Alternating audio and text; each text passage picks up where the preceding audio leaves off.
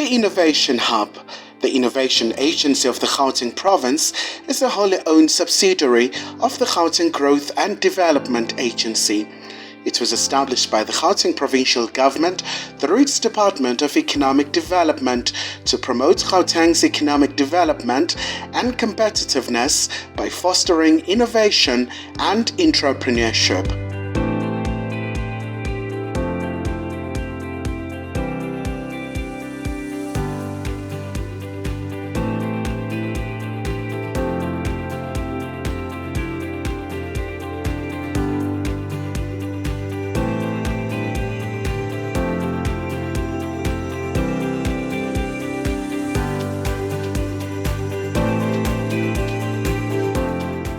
This technology has been implemented for the first time here at Thermal.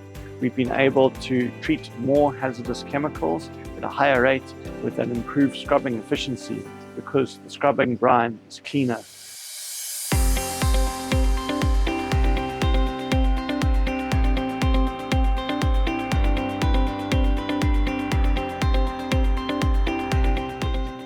With the freeze crystallization technology, we succeeded to meet two objectives. First one, protect the environment from waste. Second objective, we also support economic growth because we recover saleable products from waste streams instead of discharging it as a waste stream.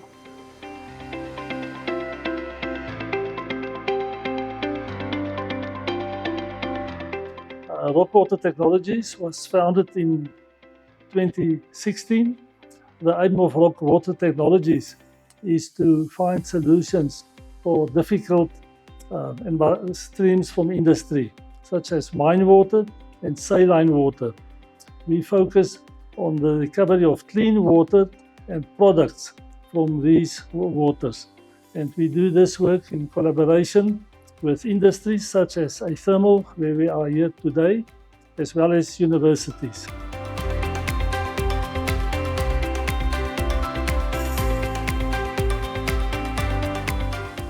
Mine water often is acidic, so the first step in dealing with mine water is utilization. We developed the limestone utilization process that was implemented at several places. We also focus on desalination processes such as biological and chemical desalination, although the technology currently used widely for the desalination of water is reverse osmosis. With reverse osmosis, there is a challenge in the sense that brine is produced, highly saline water, and this is where Roc Water focus on now, to come up with a cost-effective solution for treatment of these saline waters.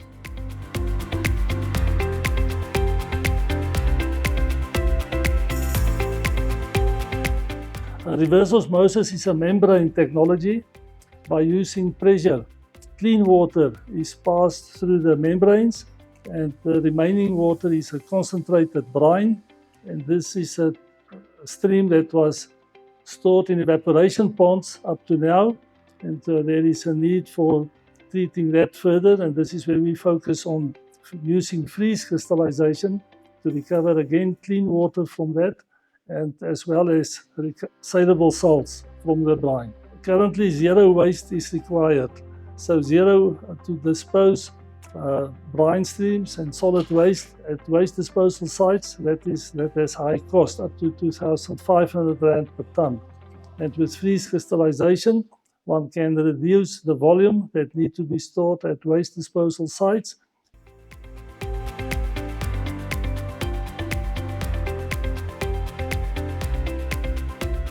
Products that we recover would be sodium sulfate, sodium chloride, for example. So sodium sulfate can be used as a raw material. It is used in the pulp and paper industry, soap industry, and also in the glass industry. And in addition to that, we also has another project where the focus is on processing sodium sulfate to higher value products, such as sodium carbonate, that is imported by South Africa from Botswana and North America.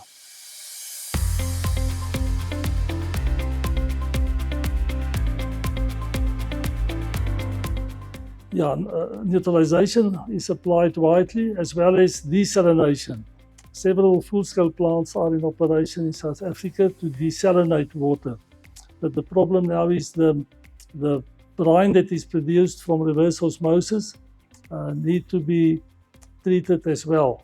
And up to now it was stored in evaporation ponds.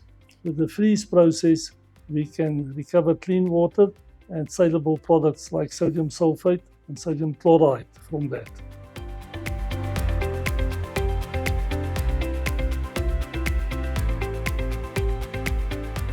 The 4 stages we can show on the poster that we have here. In the first stage, we cool the water and sodium sulfate crystallize out. So this is the heat exchanger where water is cooled down, and one can even freeze water to recover ice. So the solids is settled down in the clarifier. We recover it as a solid from the bottom, while the ice will float to the top. The ice and brine is passed on to the ice filter, where the ice is then recovered and the brine is recycled back to the beginning to recover more ice.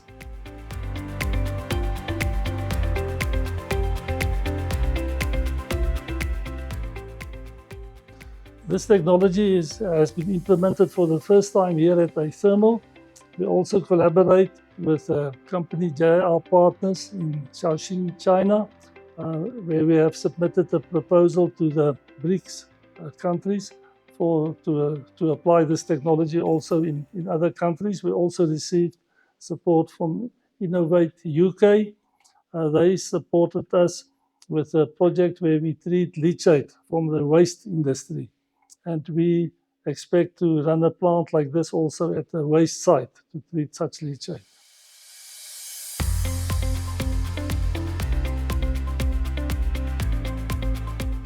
This is where Roc Water is fortunate to work closely with universities. So at the university at UNISA, I do have 5 postgraduate students. Mluma Sangu is one of the postgraduate students doing his master's degree, and he's also the superintendent at the plant here at iThermal. And then other students focus on other innovative aspects, such as pre-up concentration of the feed water to the freeze plant. In this case, we will use waste heat that is available here at iThermal to increase the concentration from the current 150 grams per liter to we aim at 300 grams per liter. So there are several aspects on the freeze crystallization technology that can be improved further. So therefore, the importance of close collaboration between industry and universities.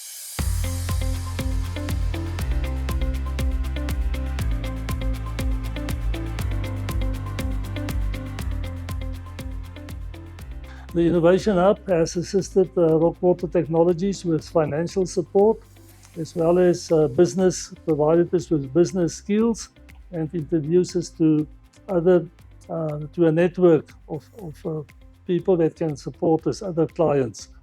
So through their support, we also move the technology from the laboratory and pilot to full-scale implementation, like here at iThermal.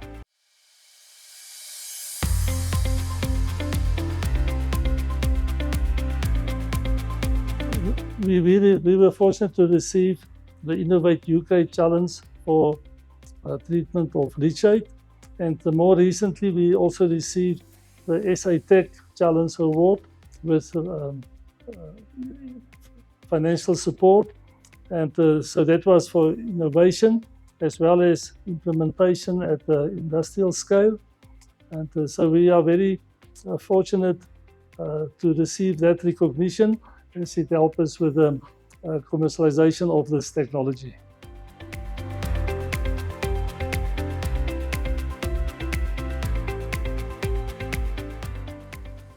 I think it's important to work on a project for which there is a real need. So we work on projects that industry really need, and then you also need the collaboration from the universities to do the research.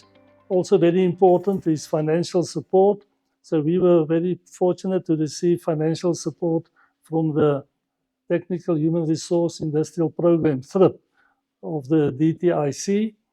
That enabled us to take the technology through the laboratory phase, pilot phase, up to the stage of full-scale implementation. And then because we at industry, we also then identify new opportunities where further innovation are needed, such as the pre-treatment through evaporation using waste heat.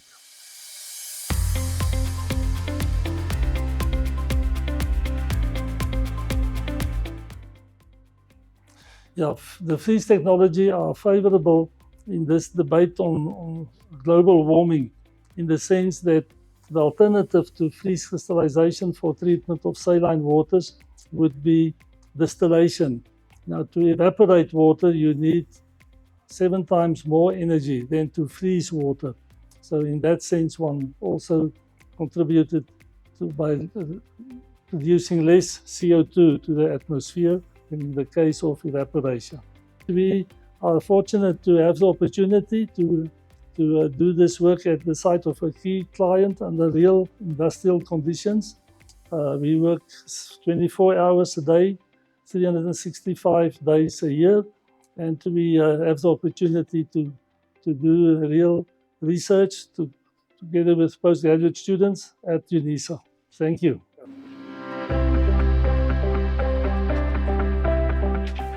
My name is Martin Botha. I'm a project manager at Athermal Roc Technologies, and I'm an engineer by background. Athermal Roc Technologies is a company that specializes in the treatment of hazardous and general wastes, specifically using thermal treatment. Due to the nature of the waste that we receive, there are higher amounts of chlorine and sulfur present, and we remove this through the scrubbing vessels in the process plant. This results in a brine liquor that has got high content of salts present, and we need to remove the salts in order to recycle the water. A few years ago, we partnered with Roc Water Technologies to implement the freeze crystallization technology on the plant in order to remove the salts using the freeze process. This was beneficial to us because we're able to improve our water quality and also have a low energy consumption through freezing the liquor compared to evaporating the liquor. As a result of implementing the freeze crystallization technology, we've been able to treat more hazardous chemicals at a higher rate with an improved scrubbing efficiency because the scrubbing brine is cleaner. We've also been able to assist Roc Water with developing the technology further with the implementation of ice generation, also for recycling, and salt separation. So for us as a thermal treatment plant, we have had an enormous benefit of the freeze crystallization on the plant.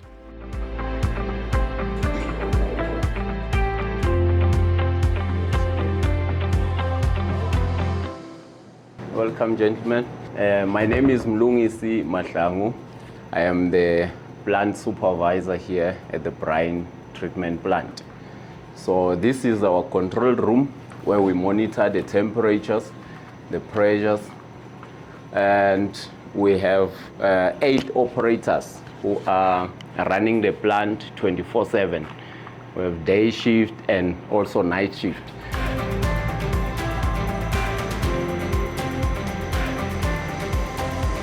Now this is our laboratory, our small laboratory, where we do the analysis such as the TDS, the TSS, chloride. This is where we do it. And we have a small water bath where we have to check some of the samples before we put the samples in the main plant.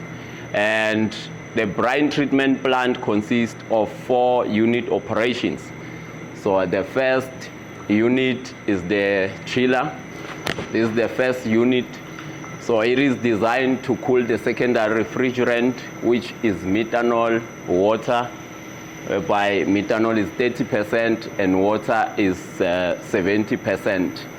And it is designed to cool down to sub-zero temperatures and generate waste heat as byproduct. And our second unit is the reactor bud, the cooling reactor bud. So the secondary refrigerant will cool down the brine to a set temperature to facilitate crystallization of salt. And then the third unit is the clarifier, which is this one, whereby the salt formed in the cooling reactor bud will be separated from the liquid component of the brine in the clarifier, and the product water will overflow at the top of the clarifier via the weigh system, and the salt will be recovered at the bottom of the clarifier. So this is where we recover our salt, just by opening this valve. And this is the sodium sulfate that we recover.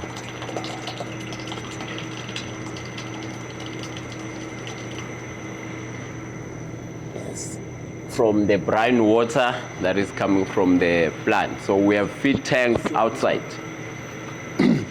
And then our fourth unit is the filter belt, which is this one, filter belt. So in the clarifier, we recover sodium sulfate, sodium chloride, and also water in the form of ice. So the ice overflow at the top of the clarifier, and then is discharged through this line. And here's the filter belt where we filter the ice, and then we recover clean ice from there. Hi guys, my name is Sabelo Mdumbe. I'm a plant operator, I'm a senior plant operator here, and I am collecting data from the plant, and then this is my colleague. Oh, hi, my name is Emmanuel Mabunda. I'm a student here at Roc Water. So I record on the spreadsheet the temperatures hourly of the plant, and then monitor the pressures. Thank you. Hi, I'm Nia Meyer, a student from the University of Pretoria. I'm doing chemical engineering, my third year now, and for the last 6 weeks I've been doing my practical training here at Thermal and Roc Water. I've been learning a lot, doing mass balances, energy balances, and investigating the way that the ice forms on top of the clarifier.